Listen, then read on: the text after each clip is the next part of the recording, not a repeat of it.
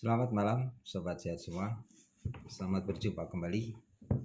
Kali ini saya akan bercerita tentang masalah kejang pada bayi yang tanpa demam.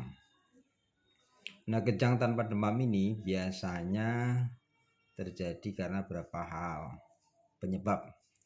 Di antaranya karena kadar gula darah yang rendah, adanya proses cedera kepala karena sebuah benturan ini sendiri perdarahan mengakibatkan perdarahan di otak sehingga mengakibatkan gejala kejang.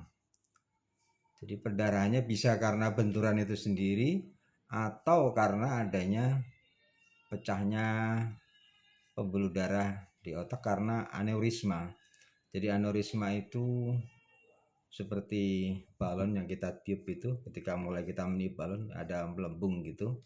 Jadi ada dinding pembuluh darah yang tipis yang merupakan sebuah lokasi yang punya tahanan paling rendah, misalnya sangat berisiko untuk terjadi pecah. Jadi dindingnya sangat tipis. Kemudian karena penyebab yang selanjutnya adalah karena epilepsi atau karena sebuah infeksi, yaitu misalkan infeksi di selaput otak, meningitis, atau infeksi pada bayi, biasanya karena tetanus ya. Tapi kasus tetanus ini jarang terjadi di bawah umur 1 bulan biasanya ya, karena berkaitan dengan masalah kebersihan persalinan ataupun perawatan dari tali pusat yang kurang bagus. Nah, ceritanya begini, ini kasusnya kebetulan mengenai bayi umur 2 bulan. Yang kasus yang pertama, ini seorang bayi diantar oleh bidan merujuk ke UGD dengan cerita awalnya ini menderita kejang tanpa demam. Nah, cerita dari keluarganya pada saat itu tidak ada pengakuan adanya demam atau adanya cedera, proses trauma kepala sebelumnya. Jadi istilahnya tahu-tahu kejang tanpa penyebab yang jelas. Nah, selama masa perawatan, setelah kita lakukan scanning, ternyata terdapat perdarahan di otak yang luas. Nah, ternyata selama masa perawatan itu muncullah cerita pengakuan dari keluarganya. Ada yang menyatakan ini bayi jatuh dari ayunan, ada yang mengatakan ini karena dijedut, misalnya trauma kepala, dijedut oleh kakaknya. Kakaknya itu masih sekitar usia mungkin 7 tahunan juga. Jadi entah gimana ceritanya ini kok bisa bayi bisa jadi kelalaian ya, sehingga kepalanya dijedut sama kakaknya.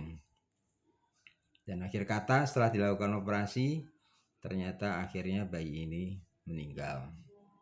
Nah, kasus yang kedua, bayi usia 2 bulan juga.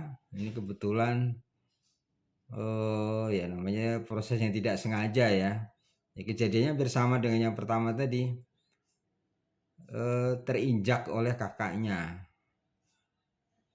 Entah ceritanya gimana, pokoknya kejadiannya dia terinjak sehingga bayi ini muntah-muntah. Nah, kebetulan muntahnya nggak sampai lebih dari 3 kali, istilahnya tidak sering. Kemudian kita lakukan USG dan alhamdulillah hasilnya dalam batas normal.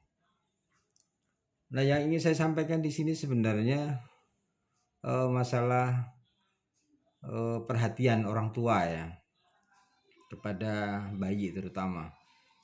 Nah, di sini terungkap adanya kecerobohan dari orang tua sehingga si bayi ini mendapat cedera yang berupa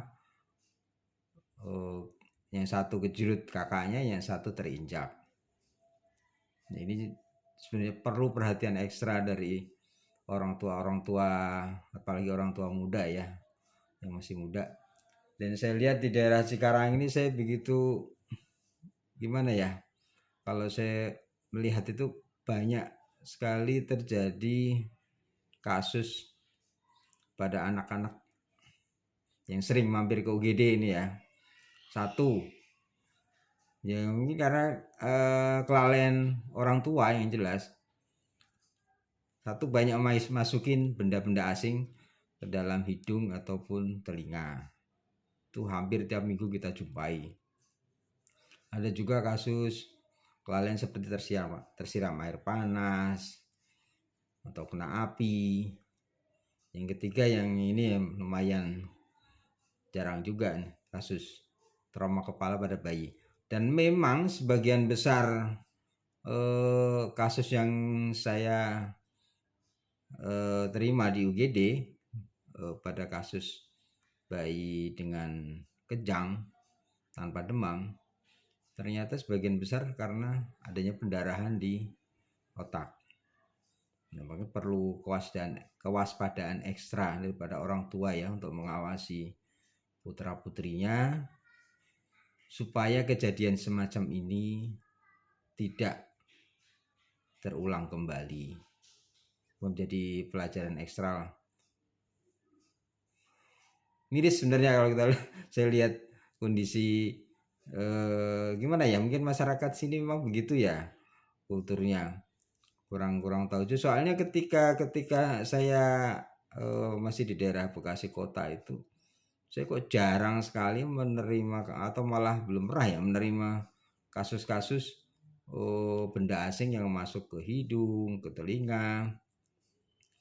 Apakah kasus ini bisa ditangani di klinik PPK 1 semua, atau memang kejadiannya memang kecil gitu loh di daerah Bekasi kota itu. Nah kebetulan daerah Cikarang ini kok sering sekali. Nah apakah ini emang kejadiannya banyak atau pihak kliniknya yang emang sebenarnya kurang mampu atau tidak mau menangani pasien-pasien semacam ini gitu loh. Ya no comment lah istilahnya, itu saya kembalikan ke klinik masing-masing lah. Intinya kan sebenarnya untuk mengambil benda asing di hidung ataupun di telinga itu kan sebenarnya kemampuan seorang dokter umum yang istilahnya kemampuan dasar gitu loh, bukan sebuah kemampuan yang istimewa gitu loh. Kenapa kasus-kasus seperti ini harus dirujuk ke UGD gitu loh. Itu aja sih. Terima kasih sobat-sobat sehat semua. Salam sehat selalu. Salam sehat Indonesia.